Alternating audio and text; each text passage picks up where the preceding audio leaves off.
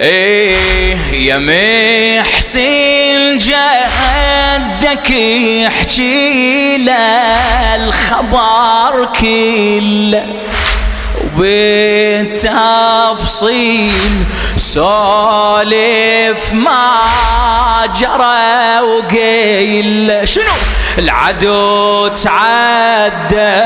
يا جدي وحرمه ما خل قولوا وياي العدو تعدى يا جدي المن لي البابل الذي يا علي لي الباب الذي املاك السما تجيله ودايم ترديدي يا يمش قولوا يا دايم ترديدي فدوة يا يمش بيدي يا يمش بيدي